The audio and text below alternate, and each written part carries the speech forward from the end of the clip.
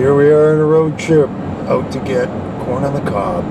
And just for the fun of it, we're going to try cooking it 3 different ways. Well, technically 4.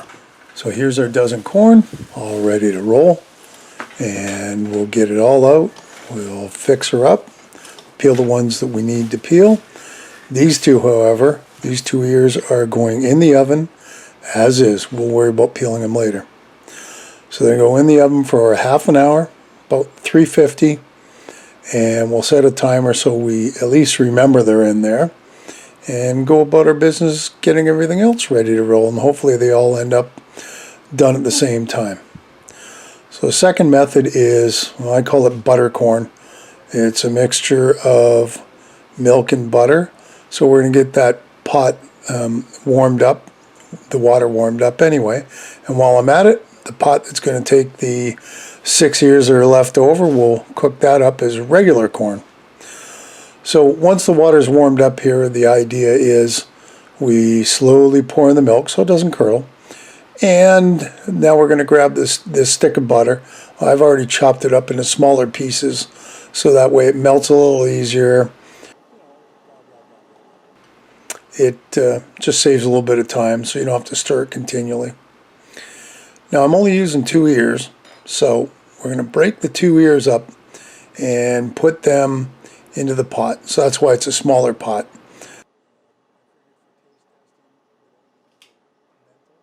And you know, at the end of the day, it's good to taste it. If you don't like it, we haven't wasted too much corn.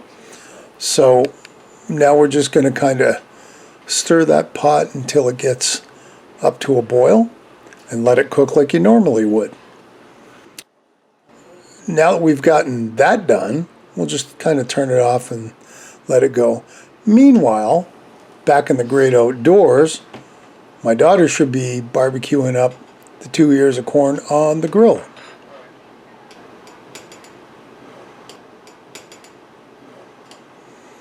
So here's the grill. It's real simple. They're just going on. She's going to watch them as they cook. 5 to 10 minutes. It's not going to take too long. She's already preheated the barbecue. Thank you. And then we'll check on it. And as you can see, they're starting to get brown. And that's good because that's what you're looking for with barbecued anything, right? It's got a char on it.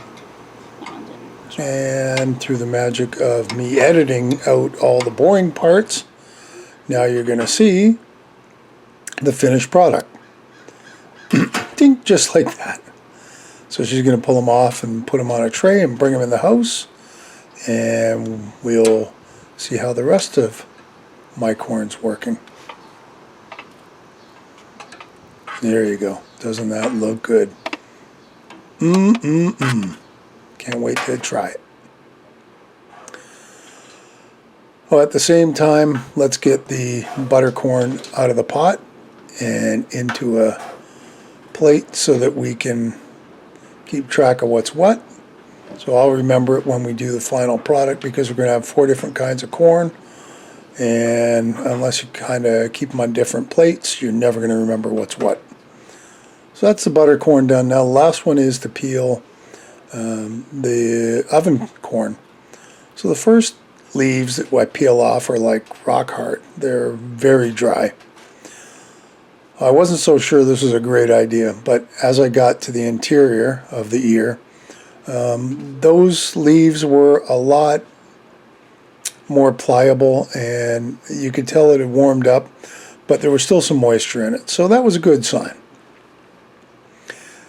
The corn peeled fairly easy, which also was a bonus. Although in retrospect, I don't know that I would really want to bake corn again. It was a lot of work, you know, relatively speaking, for, you know, I mean, if you want to cook it and forget about it, that's probably the way. But here's our 4 corn. We have the butter corn on the right, the grilled corn up front, the regular corn out of the pot of boiling water in the middle, and of course at the back end we have the oven corn. So now I had 4 of us to try, and the results were pretty close across the board. The buttercorn was the best, close to the regular boiled corn. Now my daughter liked the barbecue, and I guess that's personal preference. If you have a taste for, barbecue, you may enjoy it better. And don't forget, none of these were seasoned except for the buttermilk cobs that we cooked. So the bottom line is the majority went for the buttermilk, which I was surprised. And I have tried it in a bigger level. You have to adjust the milk and the butter, but it does work. And then the boiled. Unfortunately, the oven bake wasn't the best. I think in the future, a little bit of water in a pan in the oven is going to help make it a little moist. And I think that may work. That might have been the key thing that was missing. Here it is, as I promised, the bonus round. My brother bought me a dozen ears of corn and put it in his freezer. A year later, he said, "Hey, do you still want that corn?" I said, "I don't want the corn. It's a year old. I don't even know what you did to it." Another year goes by. "Hey, I still got that corn." "Well, I thought you threw it out." Turns out he didn't. So in an experiment, we tried the 2-year-old corn. Still in the husk, which is a little different than what I would normally do. Normally, I'd blanch the corn, put them in freezer bags, take the air out, and they're usually pretty good. I mean, they're not as good as buying it off a stand in mid-August. I don't think you ever will get it that way. But, this is what we ended up doing. So check this out. Now the first thing you're going to notice is the ear still has frost on it. So it came right out of the freezer. So this is 2-year-old corn. So into the oven this frozen corn goes. We're going to put it in for half an hour like we did with the other ones. And we'll take it out. Is it cooked? Well, it was frozen. That was the only issue. It looks okay. It looks kind of like the other one, with the outside leaves kind of brittle. So we'll peel that back. And what do we see? Well, basically hot corn. So I know it cooked all the way through because it had been in the oven for half an hour. So we're going to peel off all the leaves. The husk, they come off fairly easy. Some of the silk on this one didn't really want to come off, but that's okay. We picked it all off. It's a whiter corn, and I mean, that could have just been the variety he picked up 2 years ago. I don't know. We're going to split it in half, and now on to the guinea pigs. So here's my 2 guinea pigs. They put a little bit of butter on it, and they're both going to try it. So this is 2-year-old corn. Anything more than a bite and it's okay. They're kind of thinking twice about them. I don't think I've killed them yet. Well, what do you guys think? Well, there you go.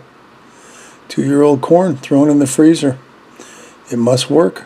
We may try that again just to see. It'd save a lot of work. You wouldn't have to blanch anything. Okay, so there you have it. This week's video. I hope you enjoyed it. I hope you found it informative.